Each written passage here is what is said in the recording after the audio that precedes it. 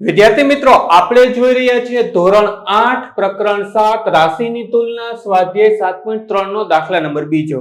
દાખલા નંબર બીજામાં આપણે દાખલા નંબર પહેલું જેવું જ છે. આપણે આમાં પણ વ્યાજ મુદ્દલનું સૂત્ર મૂકી અને બેક્ટેરિયાની સંખ્યા ગોતવાની છે. આપણે એવું કીધું છે કે એક પ્રયોગશાળામાં બેક્ટેરિયાની સંખ્યા પ્રતિ કલાકે 2.5% ના દરે વધતી હોય. જો પહેલાની સંખ્યા 5,06,000 હોય તો 2 કલાક પછીની આપણે ગોતવાની છે.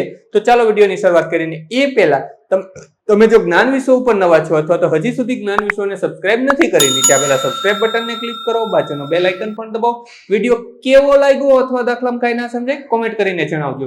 તો સૌપ્રથમ તો આપણે લખી લઈએ આપણું સૂત્ર a બરાબર p કૌંસમાં 1 પ્લસ r ના છેદમાં 100 એની ઉપર n ઘાત.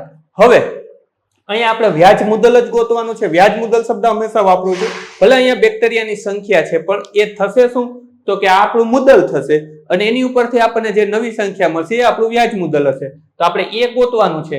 p આપણી પાસે મૂળ સંખ્યા કેટલી હતી તો કે 5,06,000. હવે આપણી પાસે રેટ ઓફ ઇન્ટરેસ્ટ મતલબ કેટલા દર છે ટકાવારી તો કે 2.5. તો અહીંયા આપણે r પણ લખી નાખીએ. r બરાબર 2.5%. હવે સમય કેટલો છે n બરાબર જો અહીંયા આપણને કીધું 2 કલાક તો અહીંયા આપણે લખી નાખીએ 2. આટલું થઈ ગયું. હવે કિંમતો આપણે મૂકીએ તો કે p એટલે કે આપણી પાસે 5,06,000 કૌંસમાં 1 વત્તા r કેટલો છે તો કે 2.5 એના છેદમાં 100 એની ઉપર n ઘાત. હવે અહીંયા આપણે પોઈન્ટ ને દૂર કરવું હોય તો મને કઈ કવું મળે 5,06,000 કૌંસમાં 1 વત્તા 25 ના છેદમાં 10 એના છેદમાં 100 એની ઉપર n ઘાત. હવે આવું કેમ થયું તો કે આ પોઈન્ટ કાઢવો છે તો એક સંખ્યા પછી પોઈન્ટ છેદનો અંશનો છેદ છેદમાં જાય તો કઈક આવું મળશે 5,06,000 1 વત્તા 25 ના છેદમાં 10 અને એને ગુણ્યા 100 એટલે કે 1000 કરી નાખ્યા સીધા જ 25 ના છેદમાં 1000. આ 10 મેં એક સ્ટેપ ઓછું લખ્યું છે. આ 10 અને એને ગુણ્યા 100 એટલે કે 1000 કરી નાખ્યા એની ઉપર n ઘાત. તો હવે આપણે આના છેદ ઉડાડવા હોય તો ઉડાડી શકાય. જો મેં દર વખતે છેદ ઉડાડવા ના પાડું છું પણ આમાં થોડું છેદ મોટા થઈ જાય છે તો ઉડાડી નાખીએ તો આપણને ખબર છે 25 ચોક 100. પણ અહીંયા એક મીંડું છે ગણી નાખીએ તો કે અહીંયા આપણને મળી ગયું 40 ગુણ્યા 25 બરાબર 1000. 25 ઉડી ગયા તો આપણી પાસે શું વધ્યું એ લખી લઈએ. તો અહીંયા લખીએ 5,06,000 1 વત્તા ઉપર કાંઈ નહીં વધ્યું એટલે કે 1 ના છેદમાં 40 એની ઉપર n ઘાત. n એટલે આપણી પાસે કેટલો છે તો કે 2 એ લખી દઈએ. હવે આપણે અહીંયા કન્ટિન્યુ કરીએ. હવે લસા લઈ લઈએ. છેદમાં 40 છે તો અહીંયા છેદમાં 40 આપી દઈએ.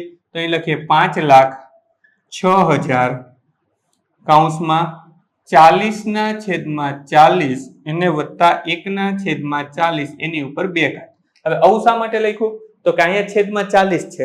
એ છેદમાં આની પાસે છેદમાં કાંઈ નથી અને મારે સળંગ બેયના છેદ લખવા હોય તો મારે લસા લેવો પડે એટલે અંશની સંખ્યાને 40 વડે ગુણી અંશને ગુણી તો છેદને પણ મારે 40 વડે ગુણવા પડે. તો કે કવું થશે 5,06,000 40 વત્તા 1 એટલે કે 41 ના છેદમાં 40 એની ઉપર 2 ઘાત. અહીંયા મેં 40 વત્તા 1 કર્યું 41 ને અહીંયા 2 વાર 40 હતું તો એક જ વાર લખી નાખ્યું. સિમ્પલ છે. સરવાળો હોય છેદ સરખા હોય તો ભેગા લખી શકાય.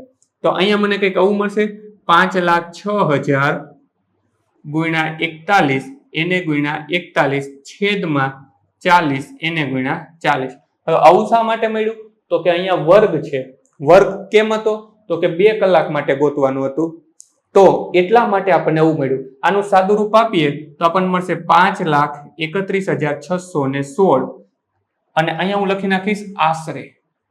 હવે શા માટે આશરે લખ્યું સિમ્પલ એનો પણ એવો જવાબ છે કે અહીંયા પણ જવાબ પોઈન્ટમાં આવતો હતો માટે આપણે આશરે લખ્યું. વિડીયોને પોઝ કરી બીજો દાખલો તમારી નોંધપોથી ઉતાર્યો ત્યાર પછી વિડીયો ચાલુ રહેવા દેજો. બીજા પછી ત્રીજો દાખલો થોડી જ વારમાં ફોટો સ્વરૂપે આપી દઈશ. ટચ કરશો એટલે જોઈ શકાશે. સ્વાધ્યાયના બધા જ દાખલાની લિંક નીચે ડિસ્ક્રિપ્શનમાં આપી છે તો ત્યાંથી પણ તમે જોઈ શકશો.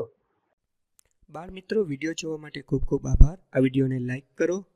જો હજી તમારા મિત્રો સાથે આને શેર ના કર્યો હોય તો આ વિડીયોને શેર કરજો અને મારી આ ચેનલને કે જ્ઞાન વિશ્વને સબસ્ક્રાઈબ કરવાનું ભૂલતા નહીં. ચોક્કસથી આ ચેનલને તમે સબસ્ક્રાઈબ કરજો. Thanks for watching. ફરી મળશું બીજા વિડીયોમાં.